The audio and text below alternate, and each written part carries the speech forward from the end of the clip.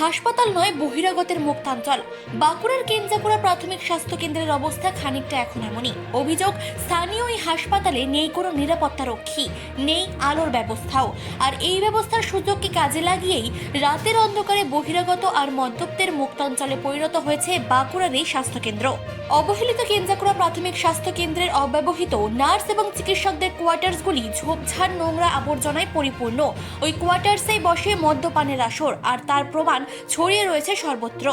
Quarter চত্বরে ঘুরে দেখলে লক্ষ্য করা যাবে কোথাও পড়ে রয়েছে একাধিক মদের বোতল, আবার কোথাও অন্যান্য নেশাদ্রব্য। স্থানীয়দের দাবি, এই ছবিটা নাকি নতুন নয়। দীর্ঘদিন ধরে সন্ধ্যা নামলেই হাসপাতালের অব্যবহৃত কোয়ার্টার্সে জুয়া মদের আড্ডা বসে। এক্ষেত্রে চিকিৎসা স্বাস্থ্যকর্মীদের নাকি আর কিছু করার নেই। এই অবস্থায় প্রশাসনকে আরো কড়া হতে হবে বলে জানিয়েছেন তারা। এখানে অবস্থা যাইছে তাই, এটা মানে কোনো ব্যাপার না, খুব খারাপ অবস্থা। এই তো নাইটে এখানে সারা সন্ধ্যার থেকে এখানে জুয়া আড্ডা হয়, কত রকম মদ খায়, মানে এখানে বাজে একদম, কোনো নেই। স্থানীয়দের দাবি, 20 থেকে 22 বছর ধরে এই স্বাস্থ্য কেন্দ্রের কোয়ার্টার্সগুলির অবস্থা এমনই হয়ে রয়েছে।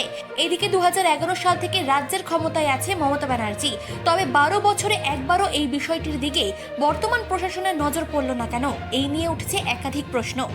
বাঁকুড়া কেঞ্জাকুড়া এই স্বাস্থ্য কেন্দ্রের ব্যাপারে কর্মরত স্বাস্থ্যকর্মী শাশ্বতী রক্ষিত এবং সুলেখা চক্রবর্তী কি বলেছেন, চলুন জেনে নেওয়া যাক। কাজ করছি কিন্তু আমাদের কোনো সিকিউরিটির ব্যবস্থা নেই। আমরা সবসময় ভয়েই থাকি, কারণ এখানে ড্রিঙ্ক করে প্রত্যেক দিন প্রত্যেকটা পাবলিক আসে, প্রায়ই পাবলিক আসে, ড্রিঙ্ক করেই আসে তারা।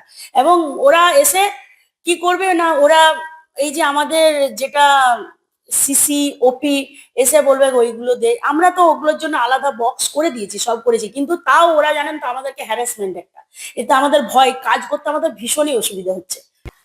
দেখুন, আমাদের হসপিটালে পরিষেবা নিয়ে তো আমরা কখনোই বলবো না, বা এখানকার যারা এলাকাবাসী, কেঞ্জাকুড়া অনেকটা জায়গা জুড়ে অনেকজন মানুষ এখান থেকে পরিষেবা পায়, কখনো পরিষেবা নিয়ে কোনো রকম কোনো প্রবলেম এখানে এখনো পর্যন্ত আমাদের এত বছরে আমরা ফেস করিনি। বা এখানকার মানুষ প্রচন্ড রকম আমাদের সঙ্গে কোঅপারেট করেই চলেন, প্রচন্ড রকম কোঅপারেট করেন। কিন্তু যেটা প্রবলেম আমরা ফেস করছি, যেটা যে 1:30 বা 2টোর পর থেকে এখানে কিছু ছেলেরা, ম্যাক্সিমাম ক্ষেত্রে দেখি যে, মানে যেটা আমাদের চোখে হয়তো পড়ে না, কিন্তু আমাদের কাছ থেকে ইনফরমেশন আছে যে বিকেল বেলায় এই জায়গাটা প্রচুর ছেলেরা বিভিন্ন রকম অসামাজিক কাজকর্ম, যেমন মেনলি ড্রিঙ্কের বটল পড়া থাকে, সেগুলো আমরা কিন্তু আমাদের চোখে পড়ে। এগুলো আমরা আমাদের ওপর মহলকে যতটা সম্ভব যেইভাবে ইনফরমেশন দেওয়া দরকার ঠিক সেরকম ভাবে না হলেও মোটামুটি ওনারা ইনফর্ম, হয়তো ওনারাও একসময় সিভিক পুলিশ দিয়েছিলেন, তারপরে বিভিন্ন কাজে চাপে সিভিক পুলিশকে এখান থেকে তুলে নিয়েছেন। তো জাস্ট ইট। কবে সুস্থ স্বাভাবিক পরিবেশ ফিরবে বাঁকুড়ার কেঞ্জাকুড়ার এই প্রাথমিক স্বাস্থ্য কেন্দ্রের, এখন সেই দিনের অপেক্ষাতেই রয়েছে ওই হাসপাতালের স্বাস্থ্যকর্মীরা। না, এটা আমাদের জানা থাকে না, কিন্তু এখন এমনি মৌখিকভাবে ইউ খবর দিচ্ছে, তাতে করে আমরা দেখছি তদন্ত করে যে পজিশনটা কি হয়ে আছে। আগে একটা সেভিক দেওয়া ছিল, এখন কোনো কারণবশত সেভিক অন্যখানে ট্রান্সফার করা হচ্ছে। নতুন করে আমরা আবার চিন্তা ভাবনা করছি, উপর মহলে জানিয়ে যে কি করা যায়। মানসী বসুর রিপোর্ট, চেতনা বার্তা, জেগে থাকে, জাগিয়ে রাখে।